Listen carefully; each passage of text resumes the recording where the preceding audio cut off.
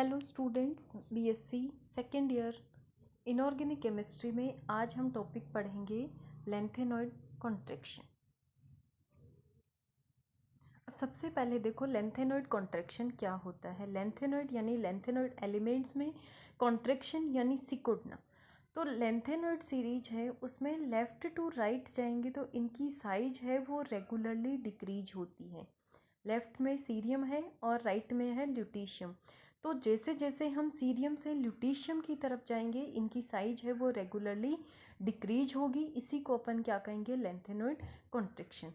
अब ये जो कॉन्ट्रैक्शन है वो एटॉमिक रेडियाई में भी होता है और ये आयनिक रेडियाई में भी होता है। एटॉमिक रेडियाई में जो डिक्रीज होता है वो बहुत ही कम हो पाता है और उसका जो डिक्रीज है वो रेगुलर नहीं है। बट आयनिक रेडियाई है उसमें ज़्यादा डिक्रीज होता है, एटॉमिक रेडियाई के कंपैरिजन में 20% ज़्यादा होता है और ये जो डिक्रीज है वो रेगुलर होता है। ठीक है, तो लेंथेनॉइड कॉन्ट्रैक्शन यानी लेंथेनॉइड सीरीज में सीरियम से ल्यूटीशियम की तरफ जाने पे इनकी साइज है वो रेगुलरली डिक्रीज होती है। इसी को अपन क्या कहेंगे, लेंथेनॉइड कॉन्ट्रैक्शन। अब देखो कि इसका रीजन क्या है। ठीक है, तो किसी भी एटम की साइज है वो मेनली 2 फैक्टर्स पे डिपेंड करती है। फर्स्ट है न्यूक्लियर चार्ज। न्यूक्लियस का अट्रैक्शन बाहरी कोश पे जितना ज़्यादा होगा वो उसको उतना ही ज़्यादा आकर्षित करेगा और उसकी साइज क्या हो जाएगी, छोटी हो जाएगी। तो किसी सीरीज में लेफ़्ट से राइट मूव करते हैं तो एटॉमिक नंबर इंक्रीज होगा यानी प्रोटॉनों की संख्या बढ़ेगी। तो प्रोटॉनों की संख्या बढ़ेगी तो उससे एटॉमिक साइज है वो क्या हो जाएगी, डिक्रीज हो जाएगी। अब सेकंड इफेक्ट आता है शील्डिंग इफेक्ट। शील्डिंग इफेक्ट है यहाँ पे कि जो अंदर के कोश के इलेक्ट्रॉन हैं वो बाहर के कोश के इलेक्ट्रॉनों को क्या करेंगे, प्रतिकर्षित करेंगे।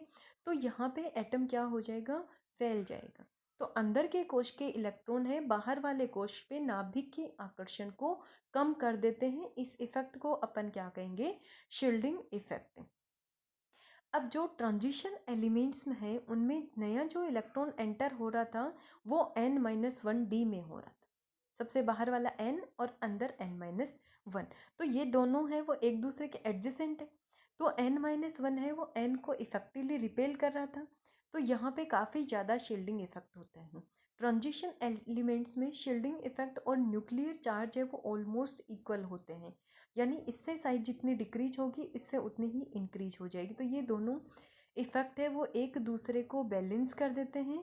इस वजह से इनकी साइज है वो ऑलमोस्ट कांस्टेंट होती है। बट जो लेंथेनॉइड एलिमेंट्स होते हैं उनमें क्या होता है, नया जो इलेक्ट्रॉन एंटर होगा वो कौन से कोश में जाएगा, n-2 में। तो ये दो कोश अंदर हो गया। इनका कन्फिग्रेशन क्या था, 4f 5d और 6s। तो 4f यानी बाहर वाला 6 है और ये 4 में जा रहा है यानी 2 अंदर है यहाँ पे। तो ये 2 कोश अंदर होने की वजह से ये सबसे बाहर वाले को ज़्यादा इफेक्टिवली रिपेल नहीं कर पाता। दूसरा कारण है कि इनमें जो इलेक्ट्रॉन एंटर होता है वो f ऑर्बिटल में हो रहा है। f की शेप है वो इफेक्टिवली रिपेल नहीं कर पाते। तो इन दोनों फैक्टर्स की वजह से इन लेंथेनॉइड एलिमेंट्स में शील्डिंग इफेक्ट है वो बहुत कम होता है। इससे न्यूक्लियर चार्ज डोमिनेंट हो जाएगा, न्यूक्लियर चार्ज बढ़ेगा यानी उनकी साइज है वो रेगुलरली क्या हो जाएगी, डिक्रीज हो जाएगी। नेक्स्ट देखो कि आयनिक रेडियाई में किस तरीके से चेंजेज ऑब्जर्व हो रहे हैं। पहले भी अपन ने पढ़ा कि आयनिक रेडियाई में जो चेंजेज होते हैं वो रेगुलर होते हैं और काफ़ी ज़्यादा होते हैं। यहाँ पे देखो 1.05 एंगस्ट्रॉम था और इसकी 0.85 के आसपास में ही साइज है वो रह गई।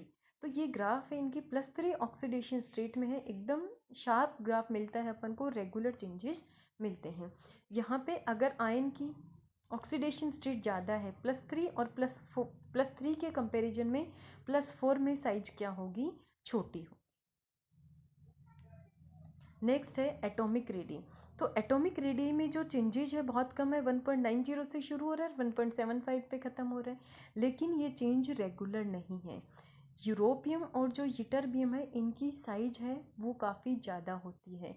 ज़्यादा क्यों होती है, क्योंकि ये दोनों जो एलिमेंट्स हैं वो क्रिस्टल में +2 ऑक्सीडेशन स्टेट यूज में लेते हैं बॉन्ड बनाने के लिए, क्योंकि इनकी स्टेबल +2 ऑक्सीडेशन स्टेट थी। तो इस वजह से +2 और इन औरों की कितनी होती है, +3 होती है। तो ये 2 इलेक्ट्रॉन ही यूज में लेंगे और सारे +3 लेंगे, तो इनकी साइज क्या होगी, ज़्यादा होगी। सीरियम की साइज है वो कंपैरेटिवली कम है, क्योंकि सीरियम है वो +4 ऑक्सीडेशन स्टेट में एग्जिस्ट करता है। तो इस तरीके से एटॉमिक रेडियस में जो चेंजेज होता है वो बहुत ही कम होता है, लेकिन ये चेंज है वो रेगुलर नहीं होता। नेक्स्ट है इफेक्ट ऑफ लेंथेनॉइड कॉन्ट्रैक्शन। तो सबसे पहला इफेक्ट आता है इलेक्ट्रॉनिक कन्फिग्रेशन में। थर्ड बी सीरीज का कन्फिग्रेशन क्या होता है, स्कैंडियम का 3d14s2, yttrium 4d15s2, lanthanum 5d16s2 और एक्टिनियम 6d17s2। और 4b इनके जस्ट बाद में आते हैं, तो यहाँ 1 है तो इसमें क्या हो जाएगा, 2 हो जाएगा। Titanium 3d24s2, zirconium 4d25s2, hafnium 5d26s2 और क्रुश्चोवियम 6d27s2। लेकिन ये कन्फिग्रेशन कब लिखा है अपन ने, जब लेंथेनॉइड और एक्टिनॉइड एलिमेंट्स हैं वो एब्सेंट होंगे। अगर ये प्रेजेंट होते हैं तो इनका कन्फिग्रेशन चेंज हो जाएगा। कौन से एलिमेंट्स में चेंज होगा, जो लेंथेनॉइड और एक्टिनियम सीरीज के बाद में आते हैं। तो हाफनियम है वो लेंथेनॉइड के जस्ट बाद में आता है। तो हाफनियम का कन्फिग्रेशन देखो, इसमें क्या होना चाहिए अपने अकॉर्डिंग, 5d26s2, लेकिन इसमें एक्स्ट्रा 14 इलेक्ट्रॉन है वो इंसर्ट हो गए। क्रुश्चोवियम से पहले एक्टिनियम आता है, एक्टिनोइड्स आते हैं, तो यहाँ पे 5f में एक्स्ट्रा 14 इलेक्ट्रॉन है वो इंसर्ट हो गए। तो सबसे पहला चेंज है वो किस में आ रहा है, इलेक्ट्रॉनिक कन्फिग्रेशन। इलेक्ट्रॉनिक कन्फिग्रेशन यानी एक्स्ट्रा 14 इलेक्ट्रॉन इंसर्ट हो गए, तो इनकी काफ़ी सारी प्रॉपर्टीज हैं वो चेंज हो जाएगी। पहला चेंज देखो, एटॉमिक एंड आयनिक रेडियस। तो अपन किसी भी ग्रुप में ऊपर से नीचे जाते हैं तो कोशों की संख्या बढ़ती है, कोशों की संख्या बढ़ने के कारण एटॉमिक रेडियस बढ़ती है। ठीक है, तो स्कैंडियम से इट्रियम और इट्रियम से लेंथेनम पे साइज बढ़ रही है। टाइटेनियम से जर्कोनियम पे भी साइज बढ़ रही है, लेकिन जर्कोनियम से जैसे ही अपन हॉफनियम की तरफ जाएंगे साइज क्या हो रही है, यहाँ पे डिक्रीज हो रही है। ठीक है, अब ये डिक्रीज क्यों हो रही है, क्योंकि लेंथेनम और हॉफनियम है, इन दोनों के बीच में कौन से एलिमेंट्स आ गए, 14 लेंथेनॉइड एलिमेंट्स। इन 14 लेंथेनॉइड एलिमेंट्स की वजह से इनकी साइज क्या हो जाएगी, कंपैरेटिवली कम हो जाएगी।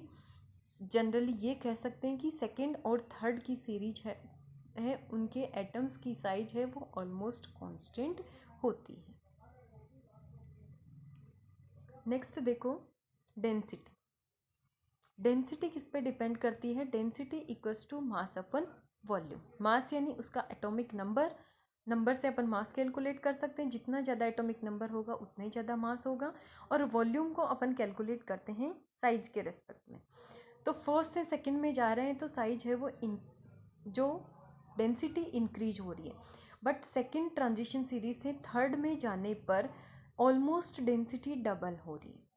ठीक है, डबल क्यों हो रही है, क्योंकि इनकी साइज तो ऑलमोस्ट कांस्टेंट है। साइज कांस्टेंट यानी वॉल्यूम वाला फैक्टर तो दोनों में बराबर हो गया, बट एटॉमिक नंबर इंक्रीज होने की वजह से इनकी डेंसिटी क्या हो जाएगी, इंक्रीज हो जाएगी।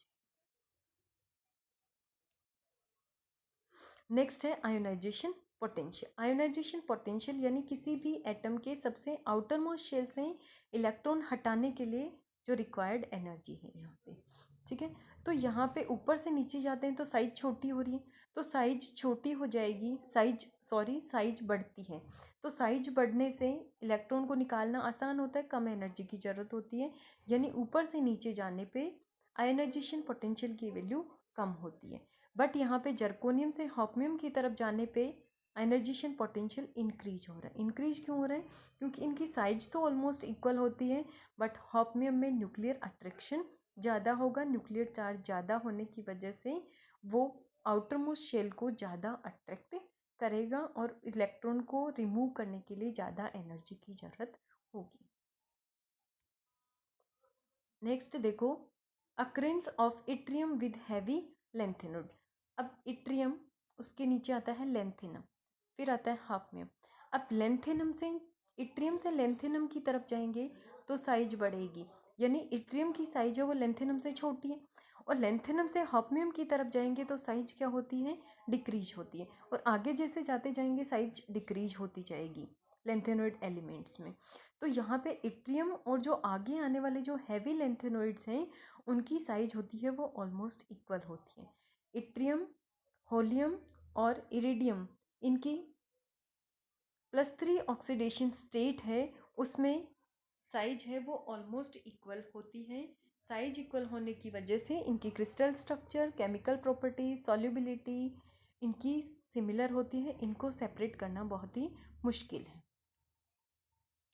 सिमिलरिटी इन लेंथेनॉइड्स, अब इन लेंथेनॉइड्स में साइज है वो रेगुलरली डिक्रीज हो रही है, बट ये डिक्रीज है बहुत ही कम होता है, 0.013 एंगस्ट्रॉम। इस वजह से इनकी प्रॉपर्टीज हैं वो ऑलमोस्ट सिमिलर है। किसी भी एक्वस सॉल्यूशन से सभी लेंथेनॉइड्स को सेपरेट करना काफ़ी मुश्किल है।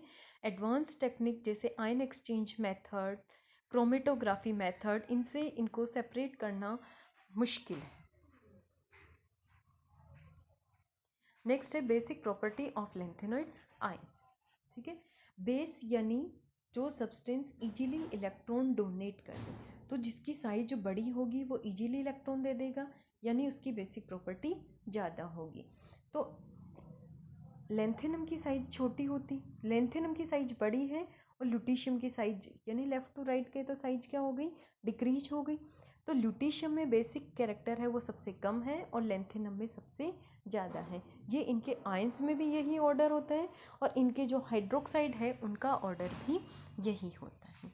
इस तरीके से आज हमने किया लेंथेनॉइड कॉन्ट्रैक्शन क्या होता है, इसका क्या कारण है और इसके क्या इफ़ेक्ट होते हैं। ये बहुत ही इम्पॉर्टेंट टॉपिक है, एग्जाम में सीधा क्वेश्चन पूछा जाता है, लेंथेनॉइड संकुचन क्या होता है और इसके क्या प्रभाव होता है उनको दीजिए। Okay, thank you.